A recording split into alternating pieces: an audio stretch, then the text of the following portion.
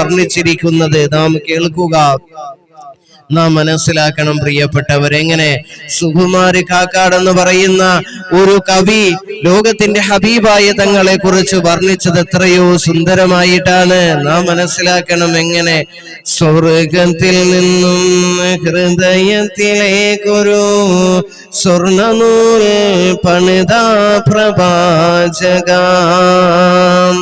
തമ്മിലിടഞ്ഞും അഹങ്കരിച്ചും കരൽ കൊത്തിപ്പറിച്ചും ചവച്ചും പുളഞ്ചാർത്ത ഗോത്രകുറുമ്പിനെ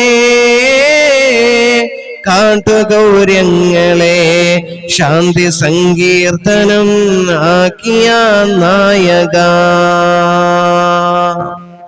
സുകുമാര കാക്കാട് എന്ന് പറയുന്ന കവി പോലും അള്ളാന്റെ റസൂലിനെ വർണ്ണിച്ചതാണ്. എങ്ങനെ ടാർഗേജ് എന്ന് പോലുമായി എഴുതിത്തള്ളിയ ഇരുണ്ട യുഗമുണ്ടല്ലോ, ഒരു കൂട്ടം കാട്ടറബി സമുദായം പെൺകുഞ്ഞ് ജനിച്ചാല് അപമാനമായി തീരുമ്പോൾ അപമാനമായി കാണുന്ന ആ കാട്ടറബി സമുദായത്തിൽ പെൺകുഞ്ഞ് ജനിച്ചാൽ കുഴിച്ചു മൂടുന്ന, ജീവനോട് കുഴിച്ചു മൂടുന്ന ആ കാലഘട്ടത്തില് അതാ എന്റെ പ്രിയപ്പെട്ടവരെ മനസ്സിലാക്കണം, പെണ്ണിന്റെ മഹത്വം അറിയാത്ത ഒരു പെണ്ണിന്റെ കാലൊച്ചയെങ്ങാനും കേട്ടുകഴിഞ്ഞാൽ അതിനെ മാനഭംഗപ്പെടുത്തി കൊന്നുകളയുന്ന ഒരു സംവിധാനം പണ്ട് അറേബ്യൻ രാജ്യത്തിലുണ്ടായിരുന്നു, കാട്ടറബി സമുദായം എന്ന് നാം വിശേഷിപ്പിക്കുന്നത്.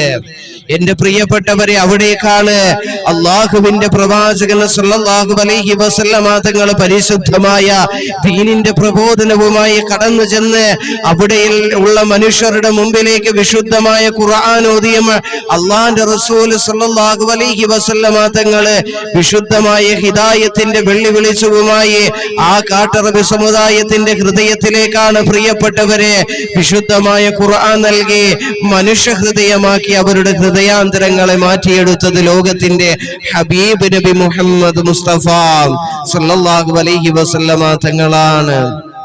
നാം മനസ്സിലാക്കണം, സ്വർഗമെന്ന അനുഗ്രഹീതമായ ആ സ്വർണ്ണ നൂലിനെ കുറിച്ച് ഹൃദയങ്ങളെല്ലാം ഒന്നിച്ചാക്കി അള്ളാഹുവിന്റെ പ്രവാചകൻ നബി മുഹമ്മദ് മുസ്തഫ സല്ലല്ലാഹു അലൈഹി വസല്ലം അള്ളാഹു മനസ്സിലാക്കാൻ തൗഫീഖ് തരട്ടെ.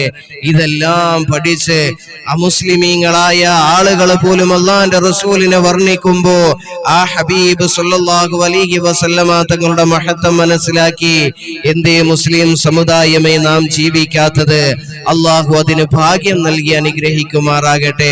ഹബീബായ തങ്ങളുടെ സ്നേഹം മനസ്സിലാക്കി ആ ഹബീബായ തങ്ങളുടെ മഹത്വം മനസ്സിലാക്കി മുന്നോട്ട് ജീവിക്കാൻ നമുക്കേവർക്കും തൗഫീഖ് നൽകി അനുഗ്രഹിക്കുമാറാകട്ടെ.